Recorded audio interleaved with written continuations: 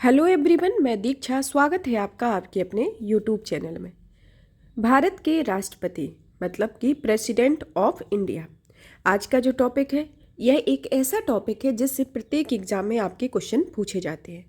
चाहे आपका यूपीपीएससी का एग्ज़ाम हो, चाहे यूपीएससी का एग्ज़ाम हो, चाहे जितने भी आपके स्टेट पीसीएस हो, उनमें यह से रिलेटेड क्वेश्चन पूछे जाते हैं। और आपके जितने भी कॉम्पिटिटिव एग्ज़ाम की आप तैयारी करते हैं तो उसमें इस टॉपिक से हमेशा से क्वेश्चन पूछे जाते हैं।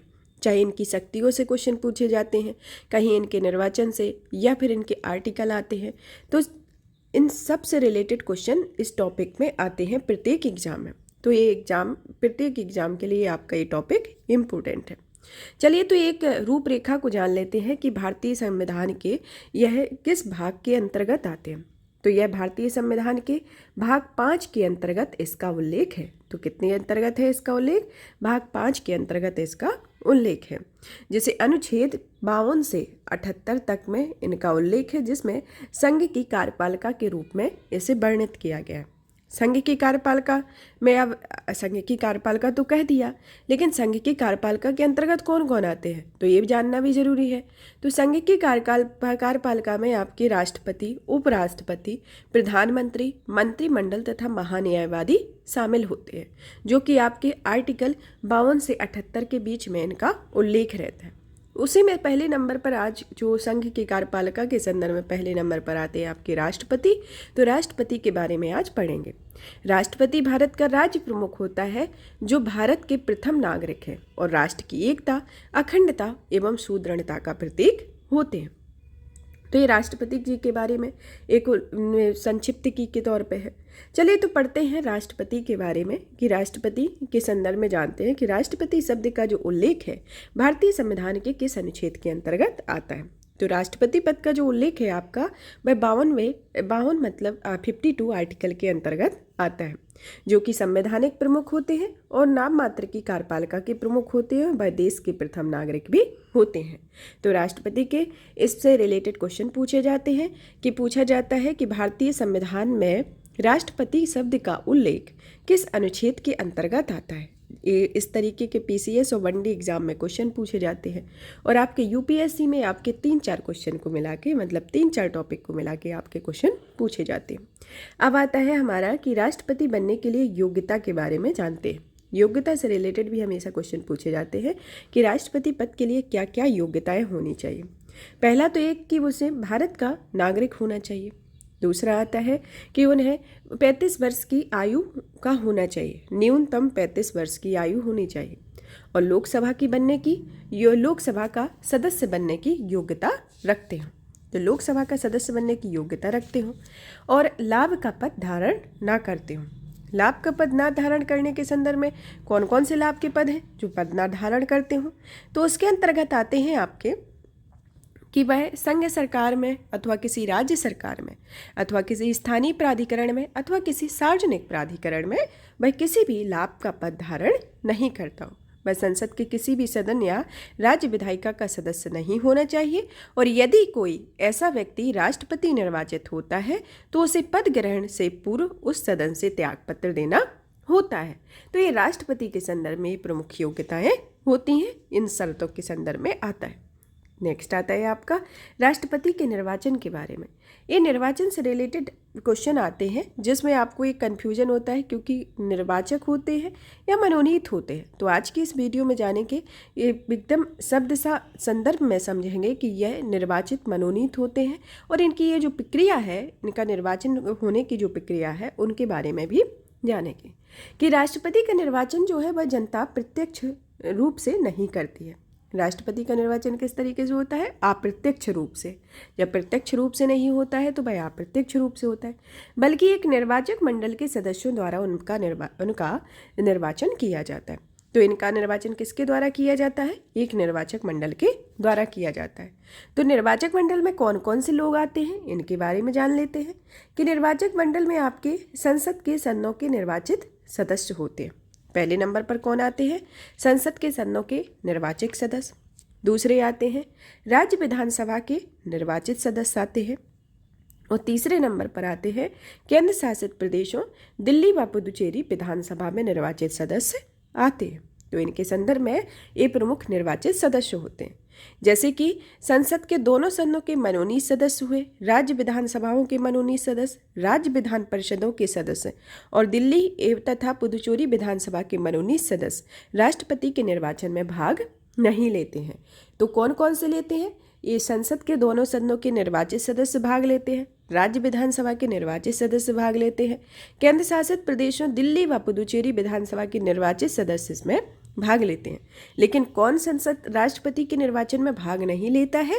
पहला तो एक कि संसद के दोनों सदनों के मनोनीत सदस्य, राज्य विधानसभाओं के मनोनीत सदस्य, राज्य विधान परिषदों जो कि द्विसदनीय विधायिका जहाँ पर होती है वहाँ पर विधान परिषद होती है, उनके मनोनीत सदस्यों जिनके सदस्य, और दिल्ली एवं पुदुचेरी विधानसभा के मनोनीत सदस्य राष्ट्रपति के निर्वाचन में भाग नहीं लेते हैं। तो ये संदर्भ में आता है। और अगर कोई जब राज्यसभा मतलब कि कोई सभा विघटित हो गई हो, चाहे वो राज्यसभा हो या फिर लोकसभा हो, जब विघटित हो जाती है तो उसके सदस्य राष्ट्रपति के निर्वाचन में मतदान नहीं कर सकते हैं। और उस स्थिति में भी जबकि विघटित सभा का चुनाव राष्ट्रपति के निर्वाचन से पूर्व ना हुआ हो, तो ये इसके संदर्भ में एक नोट के तौर पे आप नोट कर सकते हैं। संविधान में आपका यह प्रावधान दिया गया है कि राष्ट्रपति के निर्वाचन में विभिन्न राज्यों का प्रतिनिधित्व समान रूप से होता है, साथ ही राज्यों तथा संघ के मध्य समानता होती है, और इसे प्राप्त करने के लिए राज्य विधानसभाओं तथा संसद के प्रत्येक सदस्यों की मतों की संख्या को निम्नलिखित प्रकार से निर्धारित किया जाता है। चलिए तो इनमें मतों की संख्या का निर्धारण देख लेते हैं कि मतों की संख्याओं का किस तरीके से निर्धारण होता है। पहला तो आता है एक विधायक के मत मूल्य के बारे में जानते हैं कि जैसे राज्य की कुल जनसंख्या बटे राज्य विधानसभा में निर्वाचित कुल सदस्य संख्या होती है, और जिसका गुणा 1/1000 से किया जाता है। तो इसके संदर्भ में ये एक विधायक की मत के मूल्य के संदर्भ में होता है, जिसमें प्रत्येक विधानसभा की निर्वाचित सदस्यों की मतों की संख्या और उस राज्य की जनसंख्या को उस राज्य की विधानसभा के निर्वाचित सदस्यों तथा 1000 के गुणनफल से प्राप्त संख्या द्वारा भाग देने से प्राप्त होता है। फिर आता है आपका एक संसद सदस्य के मतों के मूल्य के संदर्भ में समझा जाए कि इसमें सभी राज्यों के विधायकों को मतों के कुल मूल्य और संसद के निर्वाचित सदस्यों के कुल सदस्य संख्या होती है कि संसद के प्रत्येक सदस्य के निर्वाचित सदस्यों की संख्या सभी राज्यों के विधायकों की मतों के मूल्य के संसद के कुल सदस्यों की संख्या से भाग देने पर प्राप्त होती है। तो इसके संदर्भ में एक संसद सदस्य के मतों का मूल्य प्राप्त होता है। तो इसके संदर्भ में आता है। अब आपका जो राष्ट्रपति का चुनाव है वह एक आनुपातिक प्रतिनिधित्व के अनुसार एकल संक्रमणीय और गुप्त मतदान के द्वारा होता है। किसके आधार पर होता है?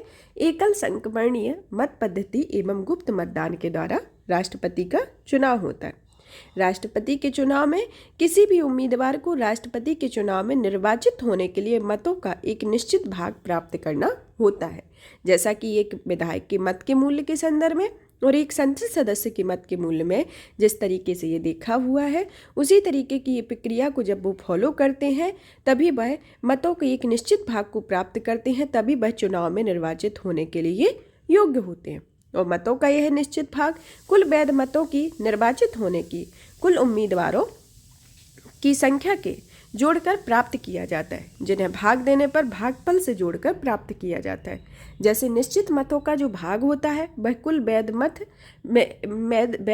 बटे 1/1 = 2 के संदर्भ में होता है, और इसमें +1 का होता है, जिसमें 50% +1 के संदर्भ में इसका होता है, जिसमें एक से अधिक उम्मीदवार होने पर जो मत वरीयता होती है वह 1, 2, 3, 4 के संदर्भ में संदर्भित किए जाती है। इसके संदर्भ में आता है।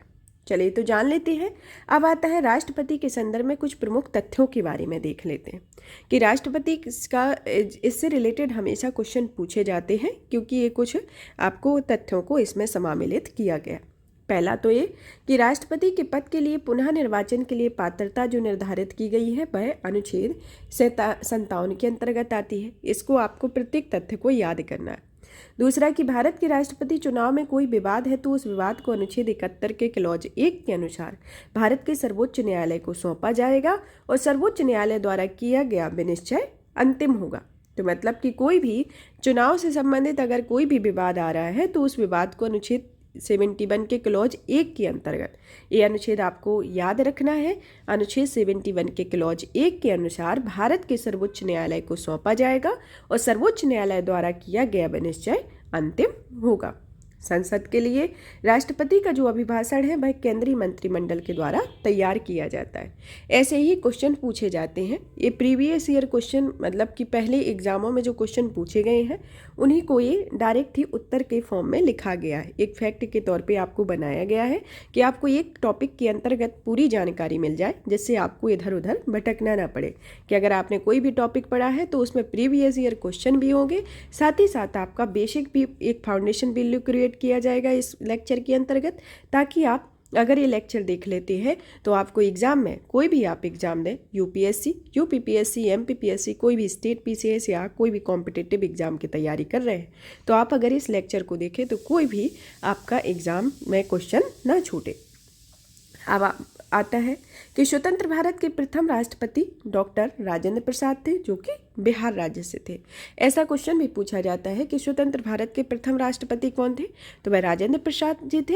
और वह किस राज्य से बिलोंग करते थे, वह बिहार राज्य से थे। और उन्होंने कितनी अवधि पर राष्ट्रपति के कार्यकाल पर पदोन्नत रहे हैं, तो वह आते हैं आपके 1950 से 52 में, 1952 से 57 में, 1957 से 62 में, जो कि 3 अवधि तक भारत के राष्ट्रपति के पद पर सुशोभित रहे हैं।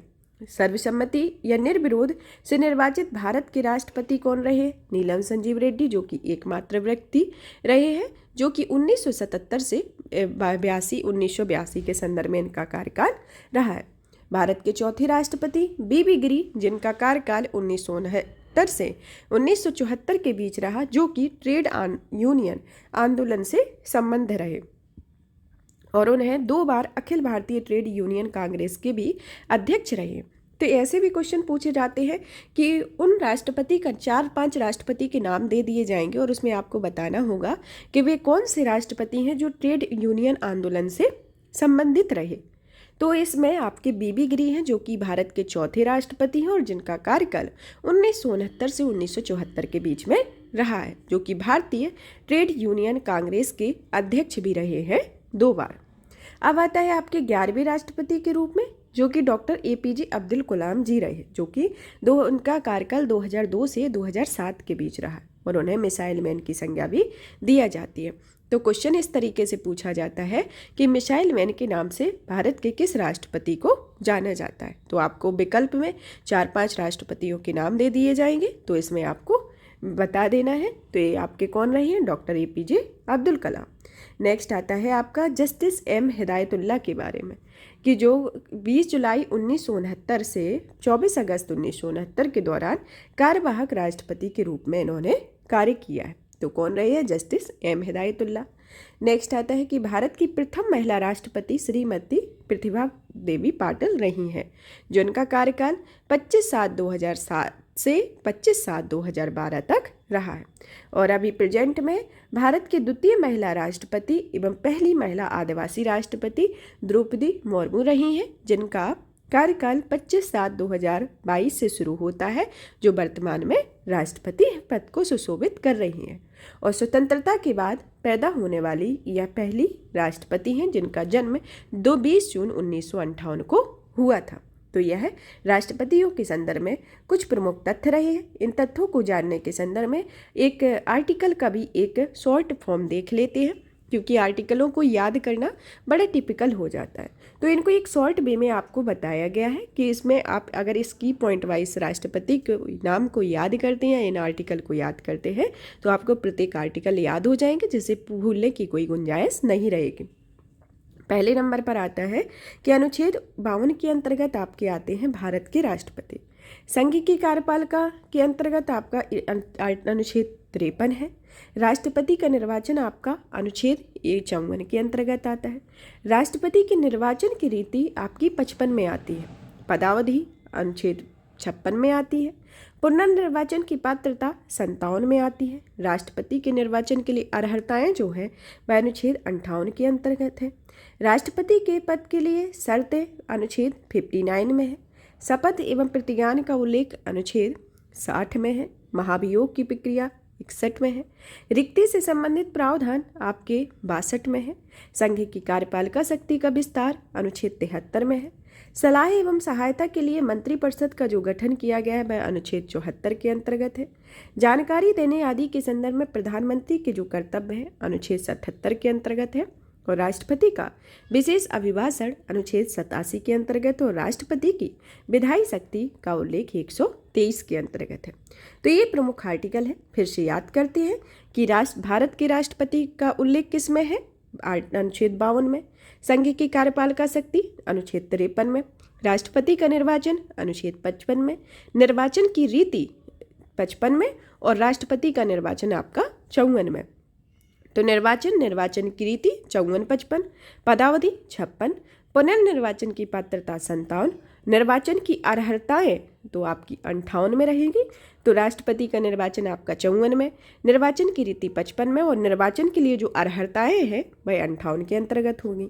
पद के लिए शर्तें 59 के अंतर्गत, शपथ एवं प्रतिज्ञान 60 में, महाभियोग की प्रक्रिया 61 में, रिक्ति से संबंधित प्रक्रिया 62 में, संघ की कार्यपालिका शक्ति का विस्तार 73 में, सलाह एवं सहायता के लिए मंत्रिपरिषद 74 में, जानकारी देने आदि के संदर्भ में प्रधानमंत्री के कर्तव्य 78 में, राष्ट्रपति का विशेष अभिभाषण 87 में, राष्ट्रपति की विधायी शक्तियाँ 123 में आता है। तो ये राष्ट्रपति के संदर्भ में आपको संक्षिप्त में दे दिया गया है ताकि आप इनको याद करें और आपके क्वेश्चन सही हों। अब आता है कि राष्ट्रपति के निम्न दशाओं में 5 वर्ष पहले भी पद त्याग कर सकता है। तो राष्ट्रपति के पद त्याग करने के संदर्भ में है कि वह 5 वर्ष के पहले भी अपने पद को त्याग कर सकता है। पहला तो एक कि उपराष्ट्रपति को संबोधित अपने त्याग पत्र के द्वारा, और दूसरा आपका अनुच्छेद 61 के अंतर्गत महाभियोग द्वारा हटाई जाने वाली प्रक्रिया के अंतर्गत। तो जान लेते हैं कि महाभियोग की प्रक्रिया के संदर्भ में कि महाभियोग की प्रक्रिया क्या होती है और यह प्रक्रिया किस तरीके से कार्य करती है। महाभियोग की प्रक्रिया के संदर्भ में सबसे पहले तो आपका एक प्रस्ताव होता है जिसे किसी भी सदन में लाया जाता है, चाहे आपका लोकसभा हो या राज्यसभा हो, किसी भी सदन में राष्ट्रपति के महाभियोग का प्रस्ताव को लाया जाता है। इस प्रस्ताव को लाने की आपकी 2 शर्तें होती हैं। पहली शर्त तो होती है कि मिनिमम 1/4 सदस्यों का हस्ताक्षर होना चाहिए और दूसरी होती है कि 14 दिन पूर्व सूचना होनी चाहिए कि अगर राष्ट्रपति के संदर्भ में महाभियोग का प्रस्ताव लाया जा रहा है तो उसकी 2 सिचुएशन होती है। कौन सी सिचुएशन होती है? पहली तो ये होती है कि इसके 1/4 सदस्यों के हस्ताक्षर होने चाहिए और 14 दिन पूर्व सूचना दी जानी चाहिए। इसके बाद प्रस्ताव को सदन में लाया जाता है और सदन में किस सदन में लाया जाता है? किसी भी सदन में इस प्रस्ताव को लाया जाता है, चाहे लोकसभा हो चाहे राज्यसभा हो। जब यह प्रस्ताव को सदन में लाया जाता है उसके बाद आपकी मतदान प्रक्रिया को शुरू किया जाता है। जब यह मतदान प्रक्रिया आपकी शुरू होती है तो इस प्रक्रिया के अंतर्गत आपको 2/3 बहुमत से पारित हो जाएगा, और जब यह 2/3 बहुमत से पारित हो जाएगा तो इस प्रस्ताव को दूसरे सदन में लाया जाएगा। मतलब कि अगर लोकसभा में लाया गया है तो वह राज्यसभा में लाया जाएगा, अगर राज्यसभा में लाया गया है तो उसे लोकसभा में लाया जाएगा। जब इस प्रस्ताव को दूसरे सदन में लाया जाता है तो पुनः मतदान की प्रक्रिया होती है और कुल 2 सदस्य मतलब कि 2/3 बहुमत से यह सदस्य पारित करते हैं और राष्ट्रपति इसके बाद स्वतः पदमुक्त होता है। तो यह राष्ट्रपति के संदर्भ में प्रक्रिया है। इस प्रक्रिया के संदर्भ में देखा जाए तो सबसे पहले यह जो प्रस्ताव आता है वह लोकसभा या राज्यसभा किसी भी सदन में आता है। इस सदन में आने के पहले इसमें 2 शर्तें होती हैं। पहली शर्त तो होती है कि मिनिमम 1/4 सदस्यों को हस्ताक्षर होनी चाहिए। दूसरी होती है कि 14 दिन की पूर्व सूचना दी जानी चाहिए। उसके बाद प्रस्ताव सदन में आता है। सदन में प्रस्ताव आने पर मतदान की प्रक्रिया होती है, जिसके बाद कुल सदस्यों की 2/3 बहुमत पारित करते हैं और प्रस्ताव दूसरे सदन में जाता है। प्रस्ताव दूसरे सदन में जाता है तो इसमें पुनः मतदान होता है और कुल सदस्य संख्या के 2/3 बहुमत इसे पारित करते हैं, और जब इसे पारित करते हैं तो राष्ट्रपति स्वतः पदमुक्त हो जाता है। इसके संदर्भ में आता है। लेकिन अभी तक राष्ट्रपति संसद के दोनों सदनों द्वारा कुल सदस्य संख्या के 2/3 बहुमत से पारित प्रस्ताव के आधार पर हटाया जाता है। इसके संदर्भ में आता है। जब ये दोनों प्रस्ताव पारित हो जाते हैं तो यह राष्ट्रपति को पद से हटाया जाता है या फिर राष्ट्रपति स्वतः पदमुक्त कर देता है। तो इसके संदर्भ में यह राष्ट्रपति के महाभियोग की प्रक्रिया है। अब आता है राष्ट्रपति की पदमुक्ति के संदर्भ में। राष्ट्रपति की पद मुक्ति के संदर्भ में देखा जाए तो पद मुक्ति के भी दो कंडीशन होती है। कितनी कौन कौन सी कंडीशन होती है? पहली तो होती है कि राष्ट्रपति के कार्यकाल की समाप्ति का होना, दूसरा होता है रिक्ति के संदर्भ में। जब राष्ट्रपति के कार्यकाल की समाप्ति हो जाती है तो कार्यकाल को समाप्ति के पूर्व चुनाव हो जाना चाहिए। तो यह चुनाव कब हो जाना चाहिए? जब कार्यकाल की समाप्ति के पूर्व हो, तो वह 6 माह के अंदर इसमें राष्ट्रपति का चुनाव होता है, जो कि अनुच्छेद 62 के अंतर्गत आता है कि राष्ट्रपति के जो कार्यकाल की समाप्ति के पूर्व 6 महीने के पूर्व इसमें 6 महीने के अंदर आपका चुनाव संपन्न हो जाना चाहिए। अब रिक्ति हो जाती है, जब राष्ट्रपति की एकाएक रिक्ति हो जाए तो रिक्ति के संदर्भ में जैसे मृत्यु हो जाए या त्यागपत्र दे दें या निर्वाचन रद्द हो जाए या महाभियोग की प्रक्रिया हो, तो इसके संदर्भ में क्या सिचुएशन होगी, तो उसके पद को, राष्ट्रपति के पद को कौन सुशोभित करेगा? चलिए तो जान लेते हैं कि इनके संदर्भ में जब राष्ट्रपति नहीं होंगे तो उनके स्थान पर उपराष्ट्रपति पद को सुशोभित करेंगे, या फिर सर्वोच्च न्यायालय के मुख्य न्यायाधीश होंगे, जैसे कि कार्यवाहक राष्ट्रपति के तौर पर एम हिदायतुल्लाह को बनाया गया था। फिर सर्वोच्च न्यायालय के अन्य न्यायाधीश वरिष्ठता के क्रम के आधार पर राष्ट्रपति के पद को सुशोभित करेंगे, जो कि एक कार्यवाहक राष्ट्रपति के रूप में कार्य करेंगे। तो ये आपके प्रमुख राष्ट्रपति की पद मुक्ति के संदर्भ है। पहला तो ये कि कार्यकाल की समाप्ति होती है, तो कार्यकाल की समाप्ति के पूर्व चुनाव हो जाना चाहिए। अगर किसी भी कारण से चुनाव नहीं होता है या फिर रिक्ति पहले ही हो जाती है कि मृत्यु होने पर या त्यागपत्र देने पर या निर्वाचन रद्द होने पर या महाभियोग के कारण, तो इस संदर्भ में आपको उसके राष्ट्रपति में कार्यवाहक राष्ट्रपति के रूप में पद को सुशोभित किया जाएगा, जिसमें आपके उपराष्ट्रपति भी हो सकते हैं। उपराष्ट्रपति अगर उस समय उपलब्ध नहीं है तो सर्वोच्च न्यायालय के मुख्य न्यायाधीश होंगे। अगर सर्वोच्च न्यायालय के मुख्य न्यायाधीश भी उपलब्ध नहीं है, ऐसी सिचुएशन आती है, तो सर्वोच्च न्यायालय के अन्य न्यायाधीश होंगे, जो कि वरिष्ठता के क्रम के आधार पर इन्हें कार्यवाहक राष्ट्रपति के रूप में इसने नियुक्त किया जाएगा। नेक्स्ट आता है शपथ के बारे में। अनुच्छेद 60 के अंतर्गत राष्ट्रपति संविधान की परिरक्षण, संरक्षण और अभिरक्षण की शपथ लेता है। शपथ से रिलेटेड क्वेश्चन पूछा जाता है क्योंकि यूपीएससी में भी पूछा जा चुका है कि इसमें जो परिरक्षण, संरक्षण और अभिरक्षण की शपथ लेते हैं तो इन जो शब्द है इनसे रिलेटेड क्वेश्चन आते हैं कि ये जो 3 शब्द हैं तो 3 में से एक को गायब कर दिया जाता है या 3 में किसी एक को ऐड कर दिया जाता है। तो जब आपका क्वेश्चन आता है तो वो कन्फ्यूजन क्रिएट करता है। तो आपको अच्छे से याद करना है कि इसमें राष्ट्रपति किस किस चीज़ की शपथ लेती है? परिरक्षण, संरक्षण और अभिरक्षण की शपथ लेते हैं। अब आता है वेतन के बारे में। राष्ट्रपति का जो वेतन है, उन्हें मासिक वेतन आपके 5 लाख रुपया दिया जाता है और इसके अलावा उन्हें आजीवन फ्री मेडिकल आवास और इलाज की सुविधा समेत अन्य भत्ते दिए जाते हैं। वेतन, आयकर से मुक्त पेंशन और अवकाश ग्रहण के बाद इन्हें पेंशन जो कि 1.5 लाख रुपये प्रति माह दी जाती हैं। मतलब कि राष्ट्रपति को 5 लाख रुपया प्रत्येक माह दिया जाता है और इसके अलावा उन्हें आजीवन फ्री मेडिकल सेवाएं, आवास और इलाज की सुविधा समेत अन्य भत्ते और मिलते हैं और जो उनकी वेतन होती है वह आयकर से मुक्त होती है और इनके पेंशन जो प्राप्त होती है वह अवकाश ग्रहण के बाद, मतलब जब आपका कार्यकाल खत्म हो गया है उसके बाद जो वेतन प्राप्त होती है पेंशन के तौर पे वह 1.5 लाख रुपये प्रति माह इनको यह वेतन प्राप्त होती है। अब आता है आपके राष्ट्रपति की शक्तियों के बारे में। राष्ट्रपति की शक्तियों के संदर्भ में संक्षिप्त में समझ लेते हैं। तो सबसे पहले तो आपकी आती हैं राष्ट्रपति की कार्यकारी और प्रशासनिक शक्तियाँ, दूसरी आती हैं विधायी शक्तियाँ, तीसरी आती हैं वित्तीय शक्तियाँ, चौथी आती हैं न्यायिक शक्तियाँ, पांचवी आती हैं कूटनीतिक शक्तियाँ, छठी आती हैं सैन्य शक्तियाँ और सातवीं आती हैं आपातकालीन शक्तियाँ। तो राष्ट्रपति की शक्तियाँ एवं कर्तव्य के संदर्भ में देखा जाए तो राष्ट्रपति की कुल टोटल 7 प्रकार की शक्तियाँ होती हैं। तो चलिए जान लेते हैं एक एक करके शक्तियों के बारे में। पहली तो आती है आपकी कार्यकारी एवं प्रशासनिक शक्ति।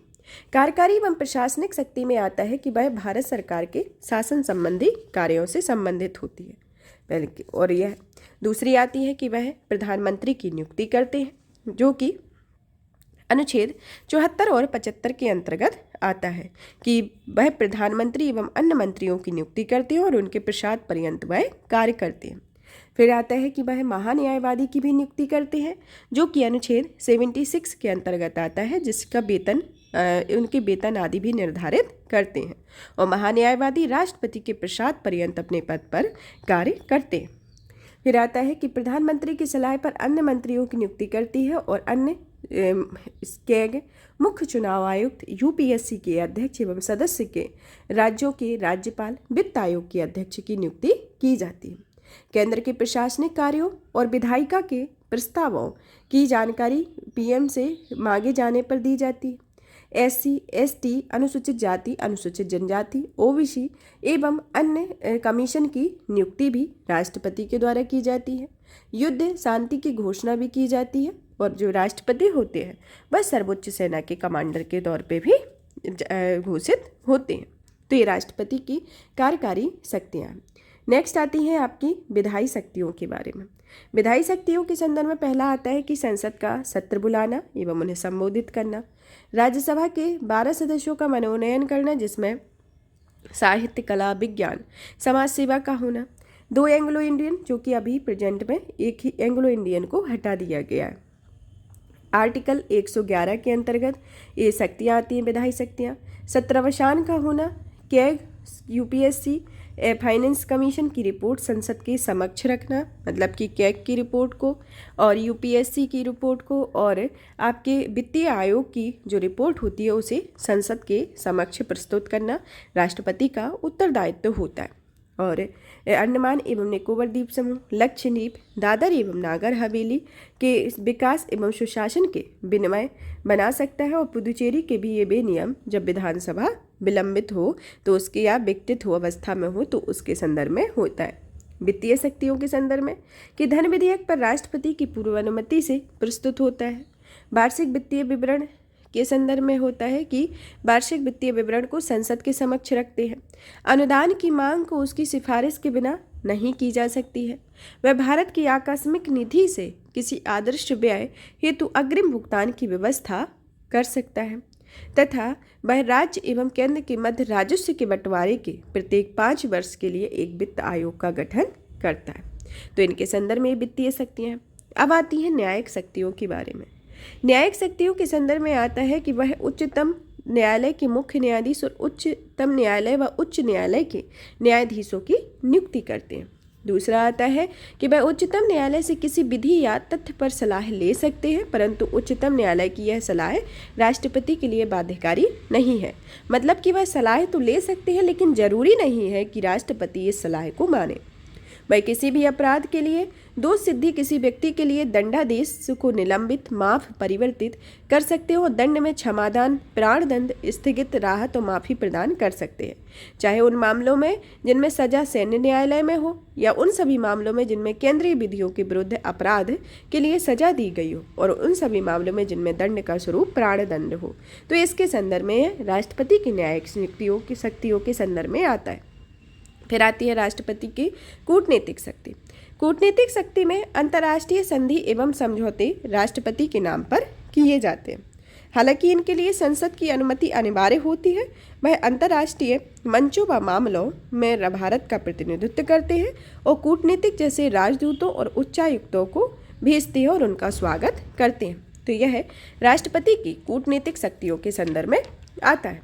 अब आता है राष्ट्रपति की सैन्य शक्तियों के बारे में।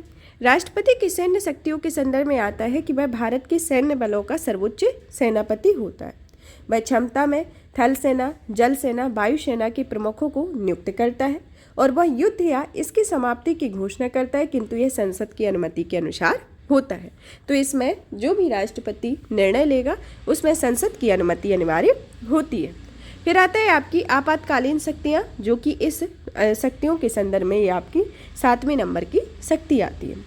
आपातकालीन शक्तियों के संदर्भ में आता है कि राष्ट्रपति संविधान ने राष्ट्रपति को निम्नलिखित 3 आपातकालीन शक्तियाँ दी हुई हैं। पहली आती है आपकी राष्ट्रीय आपातकाल, जो कि अनुच्छेद 352 के अंतर्गत आता है। दूसरा आता है राष्ट्रपति शासन, जिसके अंतर्गत अनुच्छेद 356 और 365 के अंतर्गत है। और तीसरी आती है आपका वित्तीय आपातकाल, जो कि अनुच्छेद 360 के अंतर्गत आता है। तो ये प्रमुख राष्ट्रपति की शक्तियाँ रहीं, जिसके अंतर्गत आपकी कार्यकारी, प्रशासनिक शक्तियाँ। दूसरी आती है विधायी शक्ति, वित्तीय शक्ति, न्यायिक शक्ति, कूटनीतिक शक्ति, सैन्य शक्ति और आपातकालीन शक्तियाँ आती हैं। इनसे रिलेटेड भी क्वेश्चन पूछे जाते हैं कि राष्ट्रपति की कौन से कार्य करते हैं। तो इसमें डायरेक्ट ये वित्तीय शक्तियाँ क्या है ऐसे क्वेश्चन नहीं आते हैं। इसमें ये आते हैं कि जैसे धन विधेयक की अगर प्रस्तुति होती है तो वह राष्ट्रपति की अनुमति आवश्यक होती है या नहीं होती है। तो जब राष्ट्रपति की पूर्वानुमति से प्रस्ताव को प्रस्तुत ही किया जाता है तो उसके संदर्भ में ये आता है। तो ऐसे ही क्वेश्चन को बना दिया जाता है, जैसे राष्ट्रपति में कि राज्यसभा में सदस्यों का मनोनयन किसके द्वारा किया जाता है, कि लोकसभा अध्यक्ष के द्वारा किया जाता है या राष्ट्रपति के द्वारा किया जाता है। तो इस तरीके के ऑप्शन बना दिए जाते हैं। तो आपने इसको विस्तृत में पढ़ा ही लिया है, तो अगर इससे रिलेटेड कोई क्वेश्चन आएगा तो आपका छूटेगा नहीं। फिर आता है आपकी राष्ट्रपति की वीटो की शक्ति के बारे में। राष्ट्रपति की वीटो की शक्ति के संदर्भ में जानते हैं कि संसद द्वारा पारित कोई भी विधेयक तभी अधिनियम बनता है जब राष्ट्रपति उसे अपनी सहमति देता है। संसद में जितने भी विधेयक प्रस्तुत किए जाते हैं उनको अधिनियम कब बनाया जाता है, जब राष्ट्रपति की मोहर लग जाती है, तभी ही कोई विधेयक को अधिनियम बनाया जाता है। और राष्ट्रपति की सहमति के लिए इसे प्रस्तुत होता है और उसके पास 3 विकल्प होते हैं। जैसे कि अगर कोई विधेयक संसद में पारित किया गया, अभी कोई भी जैसे नारी बंधन अभिनंदन ये वाला जो विधेयक पारित किया गया, तो ये राज्यसभा से पारित हो गया, लोकसभा से पारित हो गया, यह दोनों सदनों से आपका विधेयक पारित हो गया, लेकिन राष्ट्रपति ने अभी तक उसमें मोहर नहीं लगाई है। तो वह जब तक किसी भी विधेयक को, कोई भी विधेयक को जब तक राष्ट्रपति मोहर नहीं लगाएगा तब तक वह अधिनियम नहीं बनेगा। तो इसमें राष्ट्रपति की सर्वसम्मति की आवश्यक रहती है। तो जब वह विधेयक राष्ट्रपति के पास आता है तो राष्ट्रपति के पास आपकी 3 शक्तियाँ होती हैं। अनुच्छेद 111 के अंतर्गत राष्ट्रपति 3 कंडीशन रखता है कि वह कौन कौन सी 3 सिचुएशन है। पहली तो आती है कि वह विधेयक को अपनी स्वीकृति दे सकता है, मतलब एक सिचुएशन होती है कि वह विधेयक पर अपनी स्वीकृति दे सकता है। दूसरी आती है कि वह विधेयक को अपनी स्वीकृति के लिए सुरक्षित रख सकता है, दूसरी सिचुएशन है। और तीसरी सिचुएशन आपकी आती है कि वह विधेयक को संसद के पुनर्विचार हेतु लौटा सकता है। हालांकि यदि संसद इस विधेयक को पुनः बिना किसी संशोधन के अथवा संशोधन करके राष्ट्रपति के सामने प्रस्तुत करे तो राष्ट्रपति को अपनी स्वीकृति देनी हुई होगी।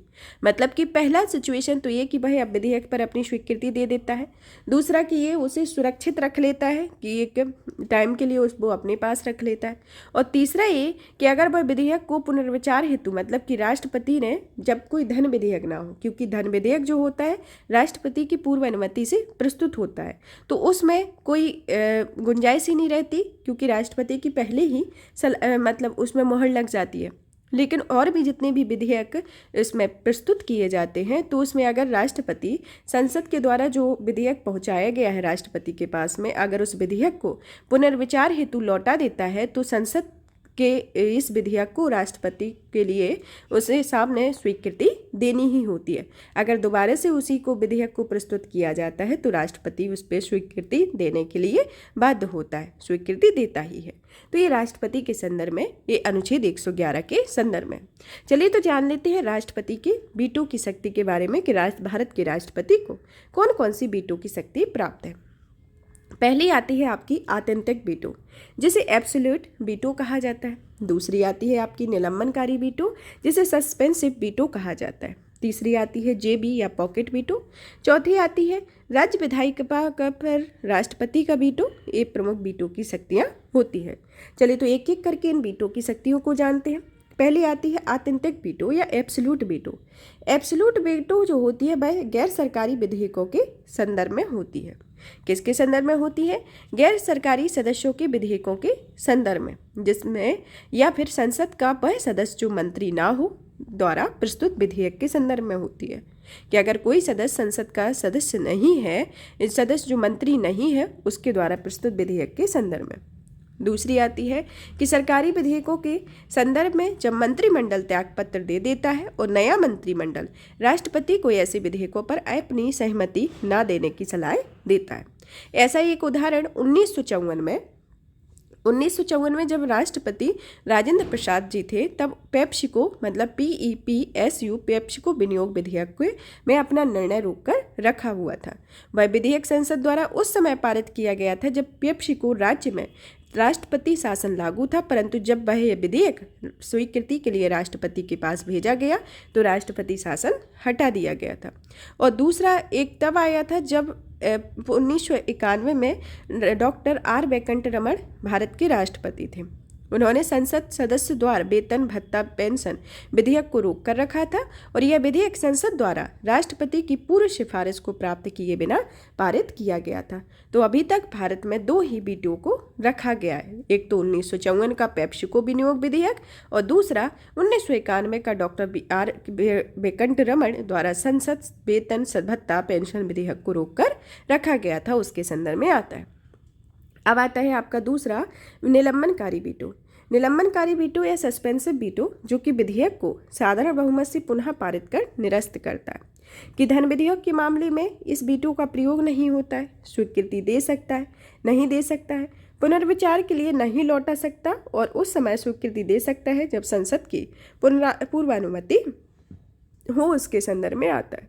अब आता है जेबी वीटो या पॉकेट वीटो के बारे में।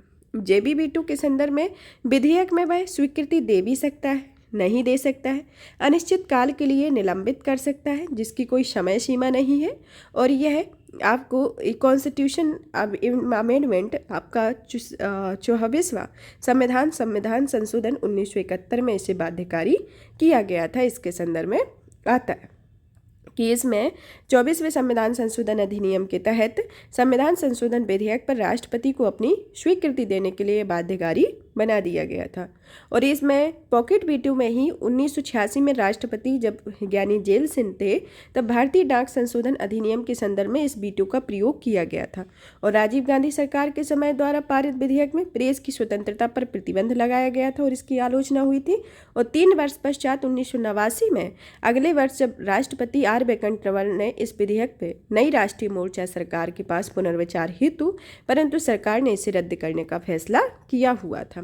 तो इनके संदर्भ में पॉकेट वीटो के संदर्भ में इसमें जैसे भारत के पास में पॉकेट वीटो के संदर्भ में एक समय सीमा निर्धारित नहीं है, लेकिन जब अमेरिका के राष्ट्रपति से इसकी कंपेयर की जाए तो भारत के अमेरिका में राष्ट्रपति के संदर्भ में इस विधेयक को 10 दिनों के भीतर ही पुनर्विचार के लिए लौटाया जाता है और भारत के राष्ट्रपति की शक्ति इस संबंध में अमेरिका के राष्ट्रपति से ज़्यादा है क्योंकि भारत के राष्ट्रपति के पास इस निर्णय की कोई समय सीमा का निर्धारण नहीं किया गया है, लेकिन अमेरिका के राष्ट्रपति में यह 10 दिनों की एक समय सीमा है कि इस विधेयक को पुनर्विचार के लिए लौटाना होता है 10 दिनों के भीतर। इससे रिलेटेड आपका यूपीएससी में क्वेश्चन भी पूछा जा चुका है कि भारत के राष्ट्रपति पॉकेट वीटो के संदर्भ में ये 10 दिनों के संदर्भ में क्वेश्चन पूछा गया। अब आता है राज्य विधायिका पर राष्ट्रपति की वीटो शक्ति के बारे में कि राज्य विधायिका के संदर्भ में यह अनुच्छेद 200 के अंतर्गत आता है।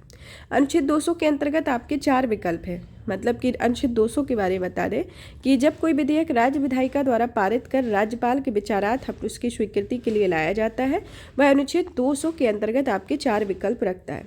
पहला तो ये कि वह विधेयक को स्वीकृति दे देता है, दूसरा कि यह विधेयक अपनी स्वीकृति को सुरक्षित रख सकता है, तीसरा आता है कि वह विधेयक को राज्य विधायिका के पुनर्विचार हेतु लौटा सकता है और चौथा आता है कि वह विधेयक को राष्ट्रपति के विचाराधीन आरक्षित कर सकता है, इसके संदर्भ में आता है।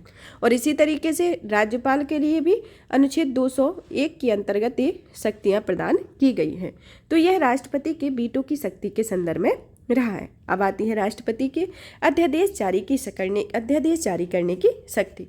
अध्यादेश जारी करने की शक्ति संविधान के अनुच्छेद 123 के अंतर्गत अध्यादेश जारी करने की शक्ति है, जिसमें राष्ट्रपति को संसद के सत्रावसान की अवधि में अध्यादेश जारी करने की शक्ति प्राप्त होती है।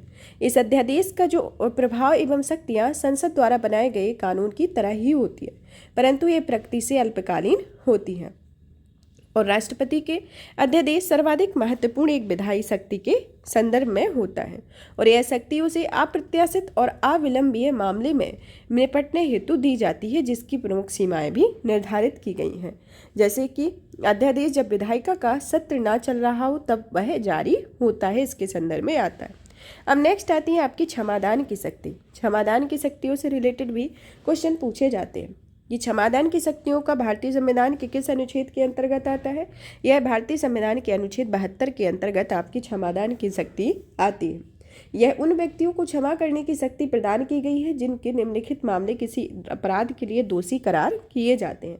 पहले तो आते हैं संघीय विरोधी के विरुद्ध किसी अपराध में दिए गए दंड में, दूसरे आते हैं कि सैन्य न्यायालय द्वारा दिए गए दंड में। तीसरी आती है कि यदि दंड का स्वरूप मृत्युदंड हो उसके संदर्भ में आता है। चलिए तो जान लेते हैं एक एक करके इन शक्तियों के संदर्भ में। पहली तो आती है क्षमा या पार्डन। यह वह शक्ति होती है जिसमें दंड या बंदीकरण दोनों को हटा दिया जाता है तथा दोषी की सभी दंडादेश और निर्भरताओं से पूर्णतः मुक्त कर दिया जाता है। तो ये इसके संदर्भ में आती है। दूसरी आती है कम्यूटेशन या लघुकरण। लघुकरण का अर्थ होता है कि दंड के स्वरूप को बदलकर कम करना। जैसे उदाहरण के तौर पर समझा जाए कि मृत्युदंड का लघुकरण कर कठोर कारावास में परिवर्तित करना, जिसे साधारण कारावास में परिवर्तित किया जा सकता है। तीसरी आती है आपकी रेमिशन या परिहार के संदर्भ में कि यह दंड की प्रकृति में परिवर्तन किए बिना उसकी अवधि को कम करता है। यह क्या करता है कि दंड के स्वरूप में मतलब प्रकृति में परिवर्तन किए बिना उसकी अवधि को कम करता है। जैसे उदाहरण के तौर पर 2 वर्ष के कठोर कारावास को 1 कठोर के कारावास में करना, यह परिहार होता है। विराम के बारे में, विराम इसका अर्थ होता है किसी दोषी को मूल रूप से दी गई सजा को किसी विशेष स्थिति में या परिस्थिति में कम करना और शारीरिक अपंगता अथवा महिलाओं को गर्भावस्था की अवधि के कारण यह दिया जाता है, जिसे विराम या रिस्पाइट कहा जाता है। 5वीं आपकी क्षमादान की शक्ति आती है प्रिविलंबन के बारे में। इसका अर्थ होता है किसी दंड विशेषकर मृत्युदंड पर अस्थायी रोक लगाना, जिसका उद्देश्य दोषी व्यक्ति का क्षमा याचना अथवा दंड के स्वरूप परिवर्तन की याचना के लिए समय देना होता है। इसके अंतर्गत आता है सैन्य अदालत के संदर्भ में सजा जैसे माफ, बदल और इसमें कम करने के संदर्भ में आता है। अब आता है आपकी संवैधानिक शक्ति के बारे में। संवैधानिक शक्ति के संदर्भ में देखा जाए तो भारत के राष्ट्रपति को 3 तरीके की संवैधानिक शक्ति प्राप्त होती है और संविधान में सरकार का एक स्वरूप संसदीय होता है, जिसके फलस्वरूप राष्ट्रपति जो होता है वह कार्यकारी प्रधान होता है। तो राष्ट्रपति को जो होते हैं कार्यकारी प्रधान राष्ट्रपति होते हैं और जिसकी जो मुख्य नेतृत्व वाली जो शक्तियां होती हैं, मतलब मुख्य शक्तियां जो होती हैं प्रधानमंत्री के नेतृत्व वाले मंत्रिमंडल में निहित होती है। चलिए तो जान लेते हैं कि राष्ट्रपति को किस अनुच्छेद के अंतर्गत संवैधानिक स्थितियों को में समझने के लिए विशेष कौन कौन से प्रावधान किए गए हैं। पहला तो ये अनुच्छेद 53 के अंतर्गत। अनुच्छेद 53 कहता है कि संघ की कार्यपालिका शक्ति राष्ट्रपति में निहित होती है और वह इसका प्रयोग इस संविधान के अनुसार स्वयं या अपने अधीनस्थ अधिकारियों द्वारा करेगा। दूसरा आर्टिकल आता है आपका अनुच्छेद 74 के अंतर्गत, जिसमें राष्ट्रपति को सहायता तथा सलाह के लिए प्रधानमंत्री के नेतृत्व में एक मंत्रिपरिषद होगी। वह संविधान के अनुसार अपने कार्य एवं कर्तव्य तथा उनकी सलाह पर निर्वहन करेगा। और अनुच्छेद 75 जिसके अंतर्गत मंत्रिपरिषद लोकसभा के प्रति सामूहिक रूप से उत्तरदायी होगी और यह उपबंध संसदीय व्यवस्था की नींव के अंतर्गत आता है। तो यहाँ पर ये राष्ट्रपति की संवैधानिक शक्तियों के साथ टॉपिक फिनिश होता है। इसमें राष्ट्रपति के बारे में विस्तृत में परिचर्चा की। इसमें अगर आप इस लेक्चर को देख लेते हैं तो आपका कोई भी टॉपिक जो भी नहीं छूटेगा। अगर राष्ट्रपति से रिलेटेड आपका क्वेश्चन आता है तो कोई भी टॉपिक नहीं छूटेगा। आप तब तक इस सेशन को ज़्यादा से ज़्यादा शेयर करें, वीडियो को लाइक करें, चैनल को सब्सक्राइब करें। धन्यवाद।